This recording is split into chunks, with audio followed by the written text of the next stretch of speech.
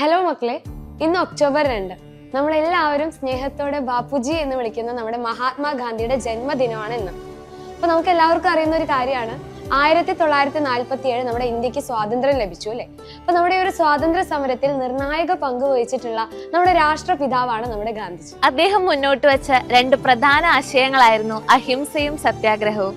അതുകൊണ്ട് തന്നെ ഒക്ടോബർ 2 ലോക അഹിംസാ ദിനമായും ആചരിക്കുന്നു. അപ്പൊ നമുക്ക് നമ്മുടെ ഗാന്ധിജിയുടെ ജീവിതത്തെ കുറിച്ച് ഒത്തിരി അറിയാം. 1869 ഒക്ടോബർ 2 ഗുജറാത്തിലെ പോർബന്തറിൽ നമ്മുടെ ഗാന്ധിജി ജനിച്ചു. പിതാവ് കരംചന്ദ് ഗാന്ധി, മാതാവ് പുത്ലിഭായ്. ഗുജറാത്തിൽ തന്നെ പ്രാഥമിക വിദ്യാഭ്യാസം പൂർത്തീകരിച്ചതിനു ശേഷം ഇംഗ്ലണ്ടിലെ ലണ്ടനിൽ അദ്ദേഹം നിയമ പഠനത്തിനായി പോയി.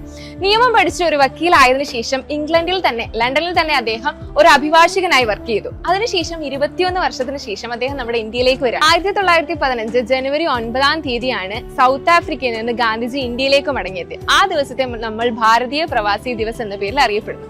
ഇന്ത്യയിലേക്ക് മടങ്ങിയെത്തിയപ്പോൾ ഇന്ത്യയിലെ സാഹചര്യങ്ങൾ മനസ്സിലാക്കിയ ഗാന്ധിജി നമുക്കൊരു പുതിയ സമര രീതിയാണ് മുന്നോട്ടേക്ക് വെച്ചത്. സത്യാഗ്രഹവും അഹിംസയിൽ അധിഷ്ഠിതമായ ജീവിതവുമാണ് നമുക്ക് മുന്നോട്ടേക്ക് വെച്ചത്. അത് നമ്മളെ ബ്രിട്ടീഷ് അടിമത്തത്തിൽ നിന്ന് ഏറ്റവും നന്നായി പുറത്തേക്ക് വരാൻ വേണ്ടിയിട്ട് നമ്മളെ സഹായിച്ചു. ഇന്ത്യയിലേക്ക് മടങ്ങിയെത്തിയ ഗാന്ധിജി നിരവധി സ്വാതന്ത്ര്യ സമരങ്ങൾക്ക് നേതൃത്വം നൽകി. അവയിൽ ചിലതാണ് ചമ്പാരൻ സത്യാഗ്രഹ, ക്വിറ്റ് ഇന്ത്യ സമരം, ദണ്ഡി യാത്ര, നിസ്സഹരണ പ്രസ്ഥാനം എന്നിവ. ഇത്രത്തോളം നമ്മുടെ ഇന്ത്യയുടെ സ്വാതന്ത്ര്യത്തിന് വേണ്ടി പോരാടിയ ഗാന്ധിജിയുടെ ജന്മദിനമാണ് ഓരോ വർഷവും നാം ആചരിച്ചു വരുന്നത്. അപ്പൊ എല്ലാ കുഞ്ഞുങ്ങൾക്കും എക്സാം വിന്നറിന്റെ ഗാന്ധി ജയന്തി ആശംസകൾ.